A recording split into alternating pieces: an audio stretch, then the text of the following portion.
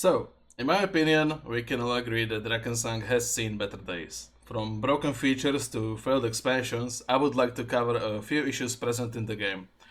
Thanks to the new community manager Bella, the community is finally talking about the game issues and possible fixes. And that's where this video comes in. I want this to be a compilation of what I think are the main issues and compile them for the devs to see. So, I ask you to share the video so it has a chance to be seen by the developers. Side note. Today it's 18th of June. For the last few days I've been writing and preparing this script and we've got some news. Very good news. Apparently CM Bella and the dev team are really listening and they announced a lot of changes.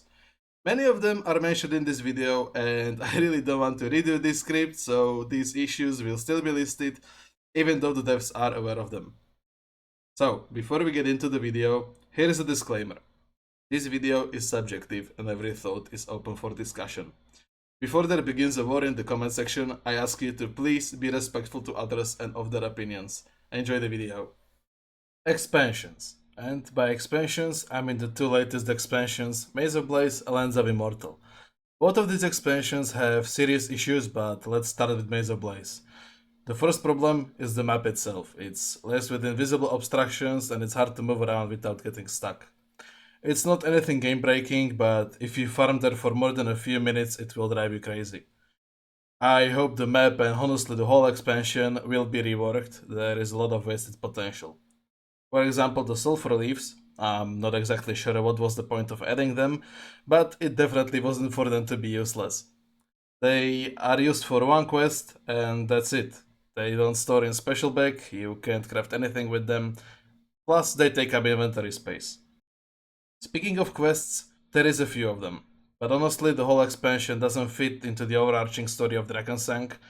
Quests don't add anything valuable to the story, and the antagonist in the final boss map doesn't even have a backstory. Plus, these quests are not even added to the compendium, which is an issue in itself. Same goes for boss rewards, they are not listed when entering the map, and what's more, if you play on Bloodshed, there is a bug that the end boss can spawn as a normal difficulty entrance, completely wasting the run.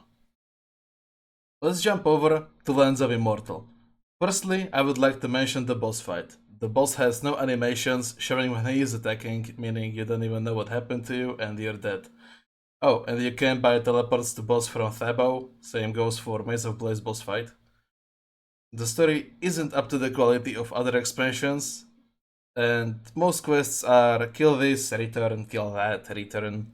It's hard to judge the story here because it's incomplete, and there is supposed to be a part 2 for this expansion, but it's been I think more than a year since Land of Immortal released, and there is no news about getting the part 2. I hope it's in the making because it has a lot of potential with the possibility of very cool maps, especially the castle-like map. Community. Twitch streams. Oh, the Twitch streams. Even though they were sometimes cringe. I don't know. Cringe.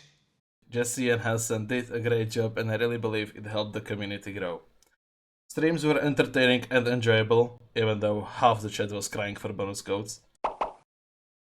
We knew more info about upcoming updates and generally about the direction the game was taking. Maybe some of you older players, especially pre-level 100 players, will remember roadmaps. For those who don't know what roadmaps are, they told us what to expect from the game. New features, future reworks. It would be great to have something like that again, so the players are informed and know what to expect. The next thing I would like to touch upon is social media and Discord. In the last few years, activity on social media fell off, and same for Discord. We do get an occasional post on Instagram, but that's about it. It used to be a lot better, and there is a lack of interaction between developers and players. Now, this next section may trigger some people, so be warned. Merge EU servers into one server, and same with US servers. I know each server has their own identity, but we are running into a big problem. There is not enough players, and at this rate it will get worse, let's be honest. Something needs to change, and I think the possibility of merging servers should at least be taken into consideration. For example, during daytime, it's hard to find groups for group farm, and most of the time there is not enough players to play PvP, but more on that later. Inventory system. Over the years, players started to keep more things in inventory, like essences, gems, buffs. Of course, the addition of special bag helped a lot, but it's still not enough. It would be a great idea to add the gem bag so we don't have 3 full inventories of gems, and have more space for collecting loot. Same goes for essences. Between all the events, there is a lot of different essences, and if you want to keep them for the next event, you've gotta keep them somewhere. A lavender is a good place for that, but it's not enough. An essence bag would free up a lot of inventory space. Oh, and also a few more bags at lavender storage would be great too. Mystic cubes. I'll probably never understand the reason it was changed. They only stack to 100 cubes per stack, and that's not enough. Make it stackable to at least 1,000 or even more. With it being stackable to 100 cubes, it causes the issue of having multiple slots for the same item. Granted, of course, you can open them frequently and you won't run into this issue, but you know, we'll have to open hundreds of them at the same time. Buying stackable items should have a slide bar to purchase more items at the same time. It can get annoying if you have to buy 1000 items and you have to click them one by one. In my opinion, this feature should have been added alongside splitting stacks. Events. For the most part, events are okay. That's because they haven't changed since level 55. It would be nice to see new events. And by that, I don't mean another paying event. We need something like Old Dragon or Sargon event with elaborate storylines that expand the world of Drakensang. And speaking of Dragon, it would be nice to see a new one. Dragon is returning for the 50th time, and the story isn't moving forward.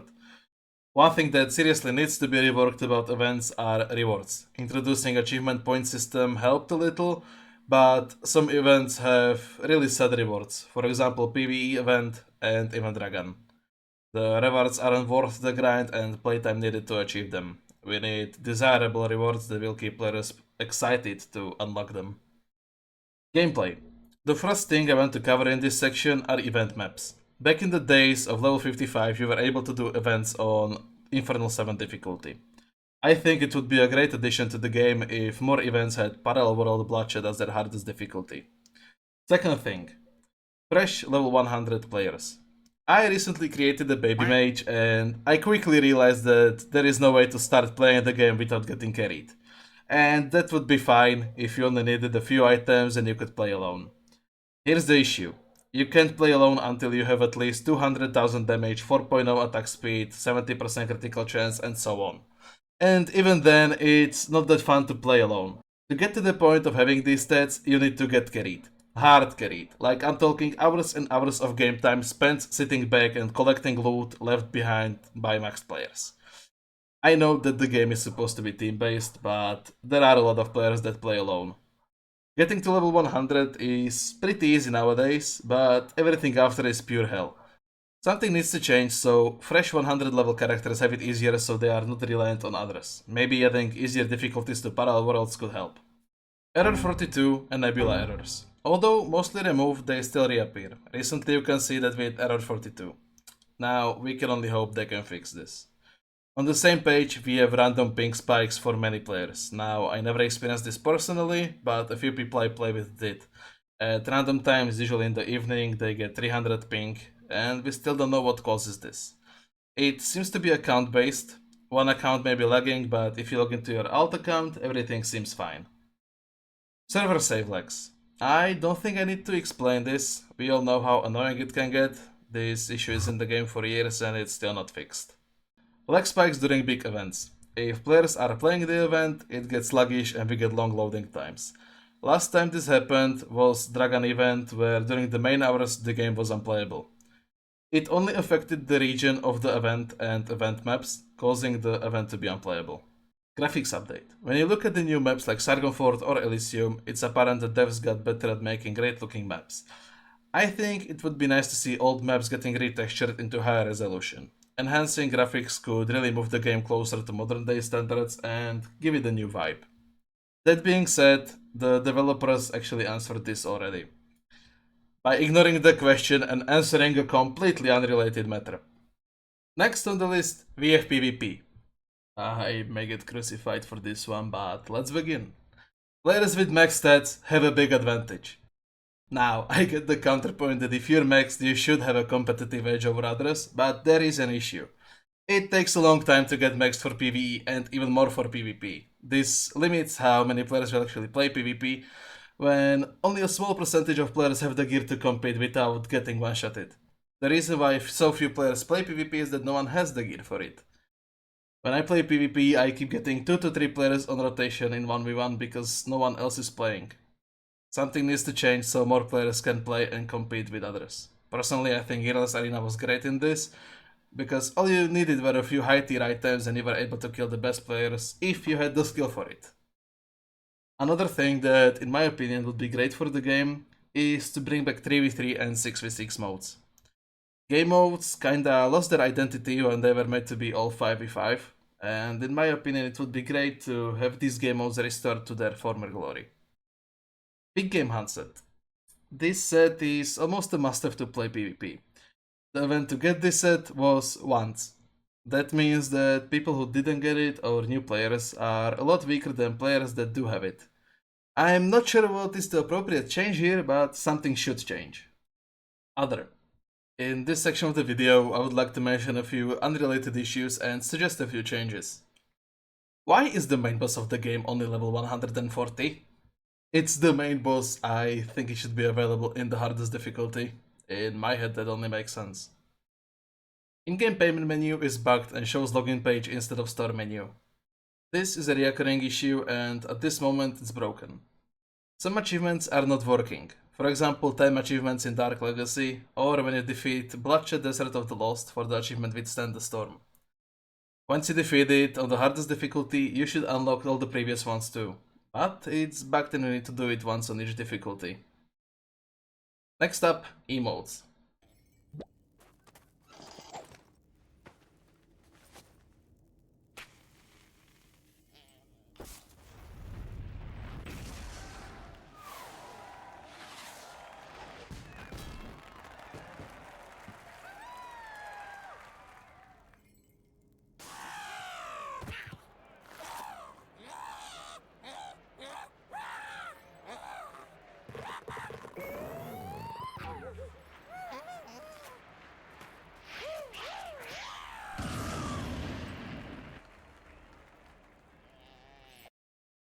Do I need to say more?